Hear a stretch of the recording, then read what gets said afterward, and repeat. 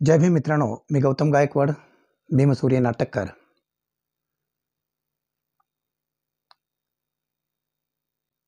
जन्मच झालेला आहे दुष्काळासाली, तर तुमच्याकडून कुठल्या पावसाची अपेक्षा करावी?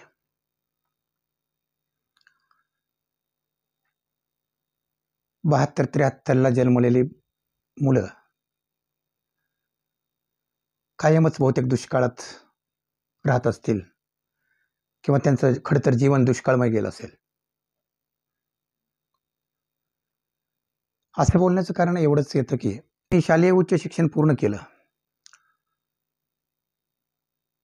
जेव्हा बाबासाहेबांचं वाचन केलं आणि बाबासाहेबांचे कार्य याचा आढावा घेतला, तर असं समजलं की मी मी अगोदरच असं म्हटलं होतं की आपलं एक स्वतःचं आत्मचरित्र लिहावं आणि या जगाला सांगावं की मी किती हाल सोसलेत. पण जेव्हा बाबासाहेब वाचलेत, त्यांचे जे हाल झाले, अपेक्षा झाल्या,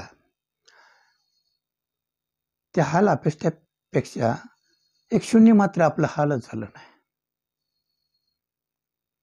तर मग आपण आपलं स्वतःचं आत्मचरित्र का लिहावं? का या जनतेला नकळत थोडं राई एवढं दुःख सांगावं, ज्या माणसानं पर्वता एवढं दुःख सहन केलं आणि या भारताला घटना दिली, उच्च शिक्षण पूर्ण केलं, लंडन, अमेरिका अनेक ठिकाणी त्यांनी जाऊन आपलं शिक्षण केलं. कधीही सूटबुटाशिवाय फिरले नाहीत, कारण लहानपणापासून त्याने अस्पृश्यतेचे चटके घेतले होते आणि कापड्यासाठी असणारा त्यांचा समाज वनवन भटकताना पाहिला होता. उघडी नागडी हिंडणारी लहान मुलं त्यांनी पाहिली होती. हे बंद झालं पाहिजे असं त्यांना वाटत होतं. मग हा त्यांचा अभ्यास केल्यानंतर मी ठरवलं की आपलं आत्मचरित्र आपण छापू शकत नाही. आपण काहीच दुःख सहन केलेलं नाही. दुःख सहन करावं तर फक्त बाबासाहेबांनी, त्यांच्या कुटुंबानं, त्यांच्या मुलांनी, त्यांच्या माता, त्यांचे वडील रामजींनी, त्यांची प्रिय पत्नी रामाबाईंनी. यांच्या दुःखापुढे आपलं दुःख शून्यच आहे. मग त्यापेक्षा आपण असं करूया की डॉक्टर बाबासाहेब आंबेडकरांच्या कार्याचा उजाळा कायम सतत या जनतेसमोर राहावा म्हणून आपण एखादं नाटक बनवूया. कलेचा आवड होती, छंद होता, अभिनय करण्याची आवडच आहे आणि म्हणूनच मी एक नाटक लिहायला घेतलं, भीमसूर्य. हे नाटक जेव्हा लिहायला घेतलं त्यावेळी तो काळ होता 1991. हे मोबाईल नव्हतं, हे गुगल नव्हतं. त्यामुळे मला प्रत्येक लायब्ररीत जाऊन पुस्तक घेऊनच वाचन करूनच ते लेखन मला करायचं होतं. काही मुद्दे काढले, ते मुद्दे काही साच्यांमध्ये बसवण्याचा प्रयत्न केला.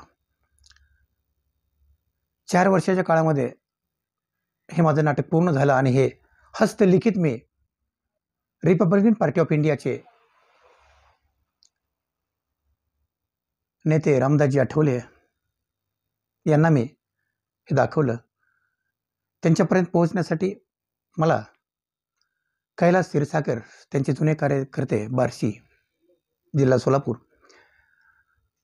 बार्शी येथील कैलास क्षीरसागर यांनी मला त्यांच्या घरी नेलं. त्यांनी पुस्तक वाचलं. त्यानंतर मला हे पत्रही त्यांनी दिलं. मला फार आनंद झाला. माईसाहेबांनाही मी पत्र दाखवलं. माईसाहेबांनाही थोडंसं नाटकाविषयी सांगितलं. त्यांनीही शुभेच्छा दिल्या. तिकडून आलो, फार आनंद झालेला. आपण काहीतरी जीवनात केलं. पण हे हस्तलिखित आहे. हे पुस्तक छापायचं कुठं?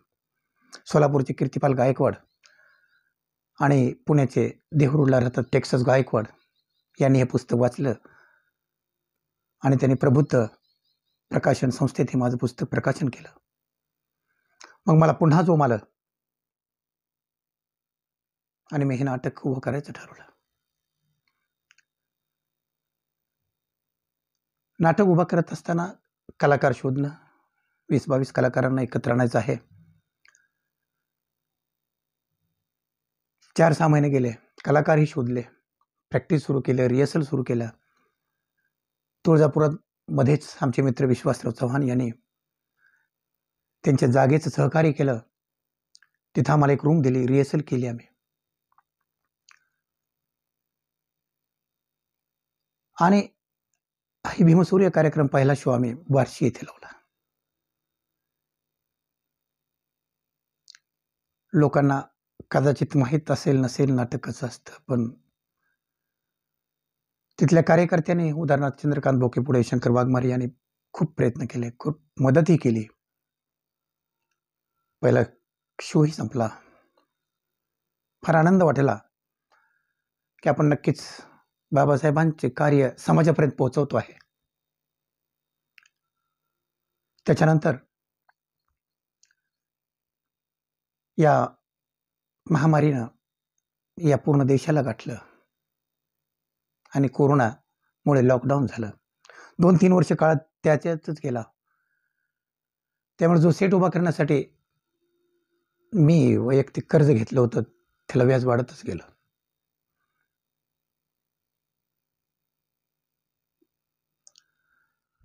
तीन वर्षाचा विचार केल्यावर आपण फक्त 5 ते 10 शो केलेत आणि लॉकडाऊन झालं, कार्यक्रम थांबले आपले. मग आपण काय केलं पाहिजे आता?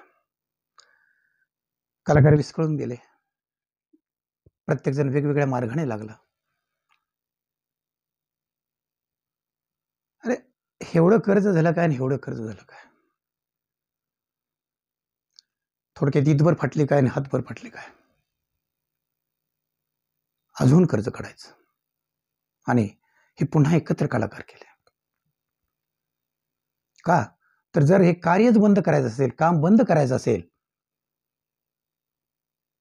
तर हे नाटक पूर्णपणे शूट करायचं आणि यूट्यूबला सोडायचं, असं मनोमन विचार केला. आणि पुन्हा थोडंसं सावकारकी कर बाजार करून हे नाटक मी उभा केलं, त्याचं शूटिंग केलं, त्याचं एडिटिंग केलं. याही वेळा शंकर वाघमारे बार्शी, शंकरा स्टुडिओ त्यांचा आहे, यांनी भरपूर साथ दिली. कॅमेरामॅन रोहित यांनीही पैशाला थोडं मागं पुढं ऐकलं, त्यामुळे मी त्यांचे आभार मानतो. मात्र या जनतेला बाबासाहेब प्रेमीला आव्हान आहे की तुम्ही फक्त अनुदानालाच बाबासाहेब जवळ करता, त्यांच्या विचारांना तुम्हाला बाबासाहेब दिसत नाहीत. जय भीम म्हणायला लाजतात तुम्ही. अरे एखाद्या यूट्यूब चॅनलवर अर्धे कपडे घातलेली स्त्री असेल किंवा अर्धे कपडे घातलेला पुरुष असेल किंवा एखादा खेळाडू खेळत असेल तर मन लावून आणि लाईक करणारे हे आपल्या औलादी आहेत. क्षणभरासाठी राग यायला तरी चालेल, पण तुम्हाला ते नाटक बघू वाटत नसेल तर तुमच्या जगण्यात किंवा तुमच्या जीवनात अर्थच नाही. केवळ तुमच्यामुळे मला पैसा मिळायचा आहे किंवा मी करोडपती होणार आहे, माझं कर्ज फिटणार आहे, हा विषय गाऊन आहे. पण 6-6 महिन्यात जर 1000 लोक त्याला बघत नसतील तर मग बाबासाहेबांचे विचारावंतच मेले असं म्हणाय काहीच हरकत नाही. हा प्रपंच शब्द तुम्हाला सांगायची इच्छा नव्हती, पण नाही म्हटलं.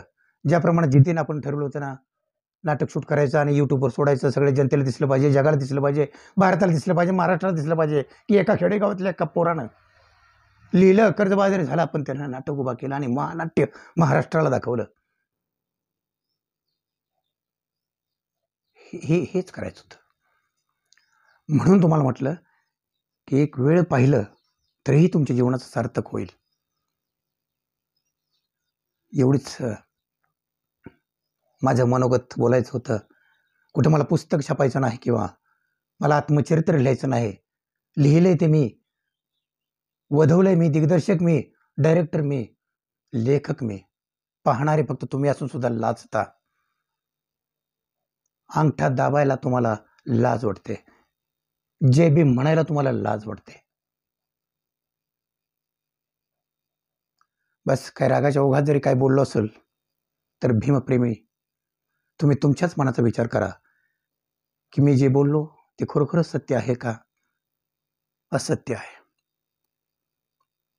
पण आमच्या जीवात जीव असेपर्यंत, माझ्या रक्ताच्या शेवटचा थेंब घोटेपर्यंत, माझा श्वास जोपर्यंत चालू आहे तोपर्यंत मी बाबासाहेबांचं कार्य करत राहणार.